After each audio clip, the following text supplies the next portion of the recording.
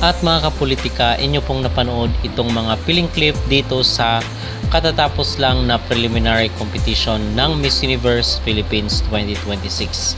So atin pong pag-uusapan sino-sino ba yung mga nag-stand out, sino-sino ba yung mga nakatawag ng atensyon or pansin dito sa pre-tape na preliminary competition ng MUPH para sa taong ito. Pero bago ang lahat ay huwag kalimutang mag-like at mag-subscribe na rin kayo para updated kayo sa ating mga latest issue. At ito na nga po ang pinaka-inaabangan ng lahat, ang evening gown para dito sa preliminary competition ng Miss Universe Philippines. Marami ang mga nag-stand out, marami ang mga nagulat, at yung iba is meron namang iba na dismaya dito sa kailang mga candidate na hinahangaan. Pero in this video is magbibigay tayo ng ating reaction at ng ating opinion at ng ating mga personal na pananaw kung sino-sino ba ang nag-stand out dito sa kailang preliminary competition na ipinalabas ngayong araw, April 5, 2026. So sa first part of this video is inyong napanood yung sa tingin natin na kung saan ay nag-stand out dito sa MUPH. So unang-una mga kapolitika, ang number one ko dito, although kanya-kanya tayo ng ating opinion at ng ating panlasa kung sino ba talaga ang nag-shine dito sa kailang preliminary competition na pinalabas ngayong araw. So napanood nyo dito sa video, marami pa actually ang sa tingin ko ang nag-shine, pero pili lang po yung ating papangalanan mga kapolitika. So yung number one natin is walang iba kundi ang pambato ng Pampanga. So sinabi nga natin doon sa ating mga naunang talakayan na dito sa MUPH ay dapat it's a game of consistency. Kinakailangan na pag sa first part or sa mga hindi pa nagsisimula yung competition, nag-stand out ka, kinakailangan na magtuloy-tuloy yan until sa final.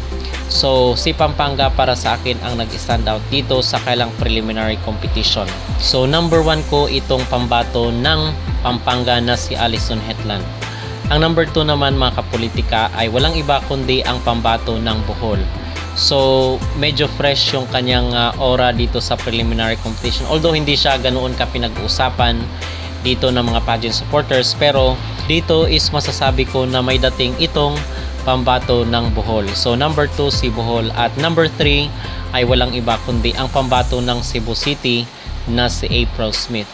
Walang duda mga kapolitika na kung siya ay nag-stand out dun sa kanilang event swimsuit sa Boracay, dito naman sa preliminary competition ay nag-stand out pa rin itong pambato ng Cebu City na si April Smith. So yun ang aking number 3, at number 4 ko naman ay itong pambato ng La Union na si Bea Milian Windorski. So marami siguro marahil sa inyo ang tatanong bakit number 4 lang, doon sa ating mga naunang video ay lagi natin siyang na-feature na siya ang pinakamalakas dito sa MUPH 2026.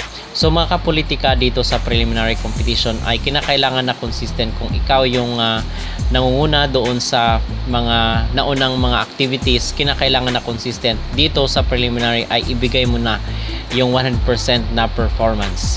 At ang sabi nga natin na merong mga candidate kasi na sa una is pinag-uusapan sila at nagsa-shine sila, pero along the way is nawawala yung kanilang kinang.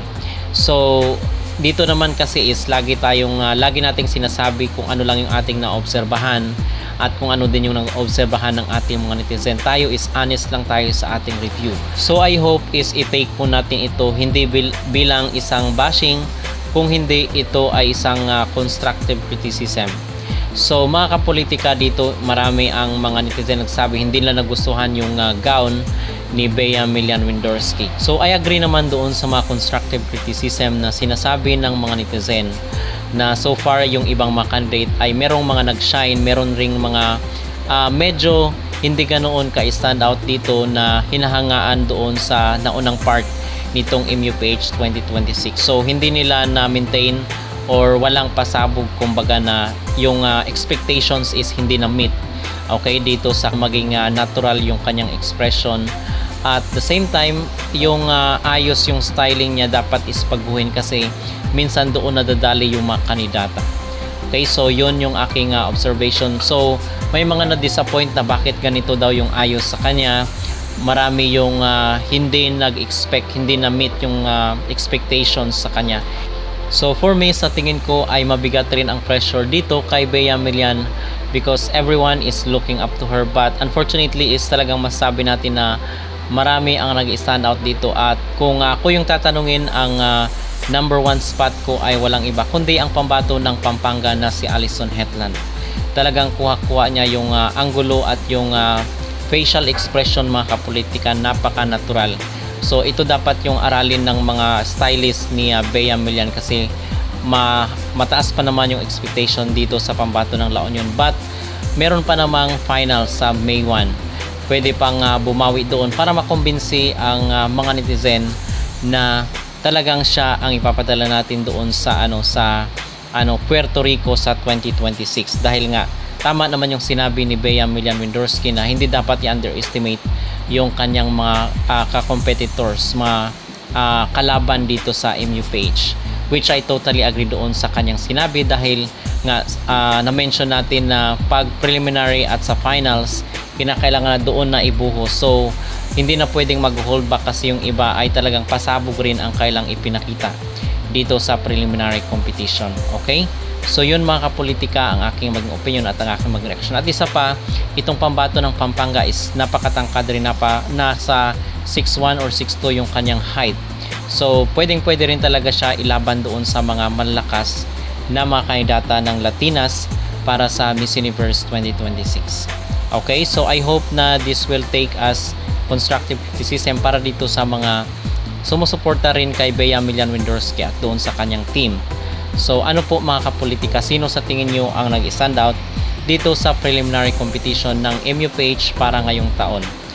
Mag-comment down below at huwag kalimutang mag-like at mag-subscribe na rin kayo para updated kayo sa ating mga latest issue.